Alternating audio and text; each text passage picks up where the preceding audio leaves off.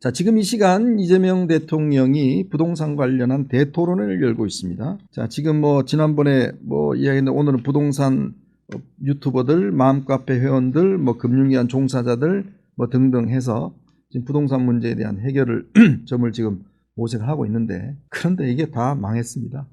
왜? 이재명 대통령 본인 집판 문제 때문에 망해버렸어요. 지금요, 커뮤니티 이런 데서 난리가 아닙니다. 왜? 이재명 대통령은 지금 들어와서 대출 억제했죠. 그 다음에 토지거래 허가 지역 다 선포했죠. 그 다음에 전세 그냥 없애려고 하고 있죠. 완전히 부동산 시장 꽁꽁 다 묶어놓고 대출도 못 받게 만들어 놔놓고 자기는 다 편법으로 해서 자기 집은 아주 비싼 값에 다 팔아버리고, 세상에 집주인이 집 팔면서 근저당을 17억을 설정해 준다는 건 황당한 이런 일까지 하면서 요리조리 피해가면서 다 해버렸습니다. 오죽했으면 지금 외신에서까지 이재명 대통령의 저 집합 문제를 보도하고 있겠습니다. 결국 대통령은 자기가 할 수 있는 꼼과 꼼수를 이용해서 다 집을 최고 높은 값에 팔아놓고 국민들에게는 대출 안 돼, 하지 마세요, 아예 그냥 다 시장을 다 막아놔버린, 이러다 보니까 지금 커뮤니티 2030들 지금 분노가 장난이 아닙니다. 자, 그런데 이 집 판 게 왜 문제가 되냐면 이 지금 분당에 있는 이 아파트 같은 경우에 이재명 대통령이 165평방미터인가요? 한 59평 정도 되는 꽤 큰 평수의 아파트입니다. 근데 이 아파트를 1998년도에 입주를 했어요.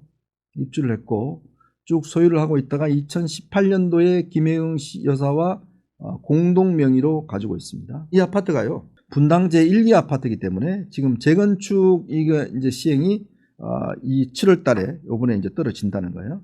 근데 대통령이 이 집을 안 팔아도 되는데 1주택이잖아요. 근데 이걸 갑자기 팔았는데, 갑자기 팔면서 뭐라고 그러냐면 야당에서 지금 이 집 안 판 문제에 대해서 문제 제기를 많이 하지 않느냐 라는 문제를 제기를 했는데, 아니 1주택 가지고 있는 거 가지고 뭐가 문제를 제기할까요? 그리고 또 대통령이 요번에 이 판 사람한테 근저당 설정해 주면서 이자도 받지 않았다. 대통령 마음도 넓다, 이렇게 지금 이야기를 하고 있습니다. 17억 근저당 설정을 하지 않으면서 이자도 받지 않았대요. 근저당을 설정을 하게 돼서 이자를 17억 원인데 받지 않았다면 아주 마음이 넓은 사람인 것처럼 돼 있는데, 그게 아니랍니다. 세법 전문가들은 이거요, 증여세 내야 돼요, 그렇게 이야기를 합니다. 그래서 알고 봤더니 대통령실도 이제 나중에 뒤늦게 세금에 따라서 정해질 거라고 그러는데, 이 집을 산 사람이 한 200만 원 정도의 증여세를 내야 된다고 합니다. 실제로 이자를 받지 않음으로 인해서 이 사람이 가지고 있는 이 집을 산 사람이 할 수 있는 이득이 한 2,300만 원 정도 된대요. 그거에 대한 한 10% 정도의 증여세를 내야 된다는 겁니다. 그러니까 그런 혜택까지 받는 거예요. 그리고 이 집이요, 원래 지금 시가가 30억 정도인데 지금 29억 원에 팔았다는 거 아니겠습니까? 그럼 우선 이 집을 산 사람 같은 경우에 보면 이 집이 지금 11억 원의 전세권이 설정되어 있어요. 11억 원 전세권이 설정되어 있죠.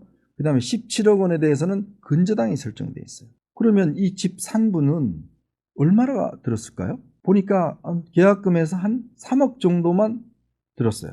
그러니까 3억 정도 들어서 29억 원 되는 아파트를 산 겁니다. 전세 끼고 산 거예요. 그러면 3억 주고 이렇게 요즘 이 갭 투자 이거 할 수 있어요? 이거 못하게 돼 있습니다.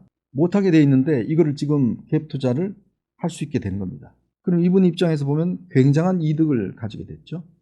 자, 그리고 이분이 당장 돈이 없으니까, 왜?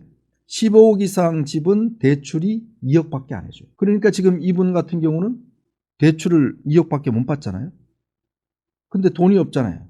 그러니까 10월 달에 주기로 하고 근저당을 설정한 겁니다. 자, 요것만 놓고 보면 이재명 대통령이 집을 팔았다고 할 수가 있는데, 근데 여기에 하나의 아주 중요한 점이 있습니다.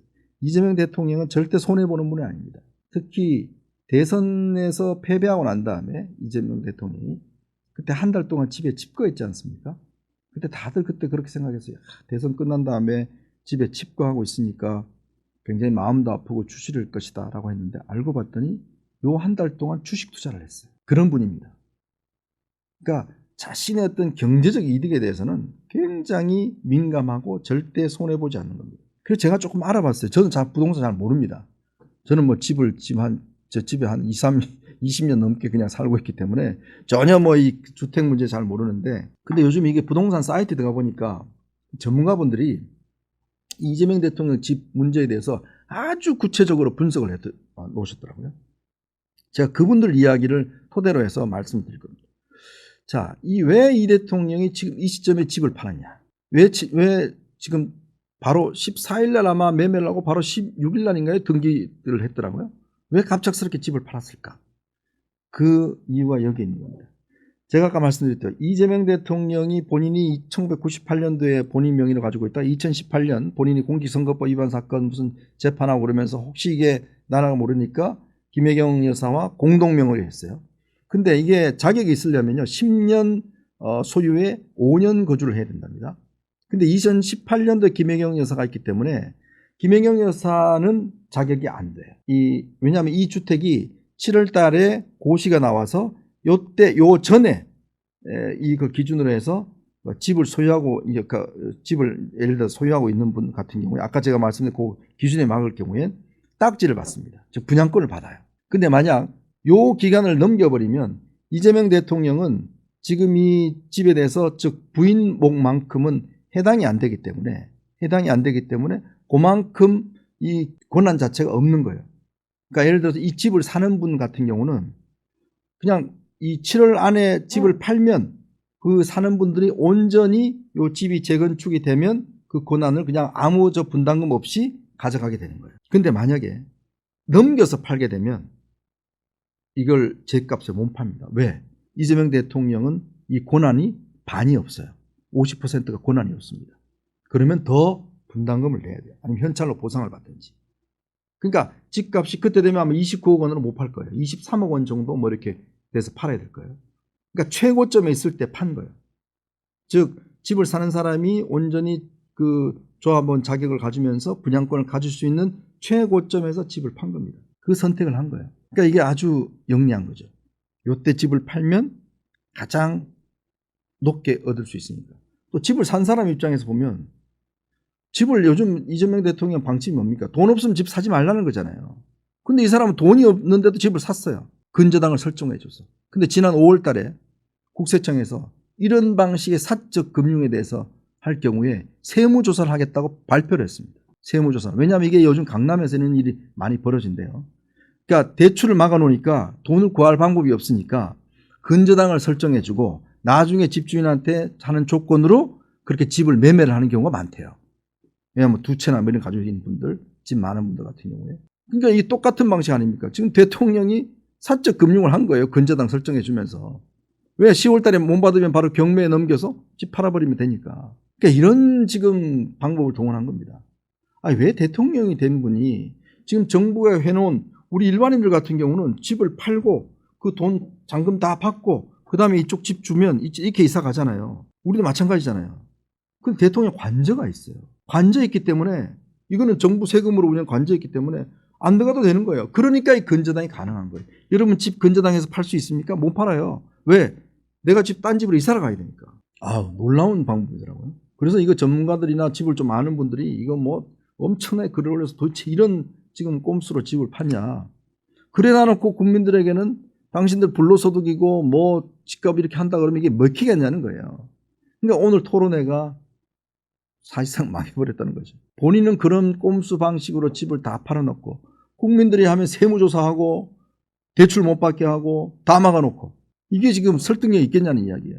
그래 놔놓고 어제 그냥 저 청와대 대변인이 막 유튜브에 나와서 부동산 전문가 불러놓고 대통령이 뭐 넓은 아량으로 무슨 뭐 세금을 갖다가 면제 근저당 세금 면제도 그러니까 딱 전문가들이 무슨 소리예요 그거 증여세 내야 돼요 하니까 또 입장을 내서 뭐 법에 따라 할 거다 그러고 또 뭐 200만 원 세금 증여세 낸다고 그러고 이런 일이 벌어지고 있는 겁니다. 참 걱정이에요. 대통령께서 뭘 하면 자기가 만든 방침대로 기본 원칙대로 하면 국민들이 그렇게 비난 안 할 텐데 문제는 본인이 이런 방식으로 해버리면 이게 별로 그렇게 시장의 신뢰를 얻을 수 있을까라는 생각이 듭니다. 저도 그렇게 해보려고 그러는데 저는 관저가 없습니다. 집을 팔면 바로 다음 집을 가야 되니까 우리 일반 국민들 다 똑같은 게 아닌가 싶습니다. 네, 오늘 한번 토론 결과 한번 지켜보도록 하겠습니다. 네, 참 전국이 답답합니다. 또 이런 전국이 또 지나가면 뭔가 해결점이 또 나오겠죠. 장마철에 여러분들 피해 없이도록 각별히 조심하시고 무더위 조심하셨으면 좋겠습니다. 자, 오늘 방송 여기서 마무리하도록 하겠습니다. 시청해주신 여러분 고맙습니다.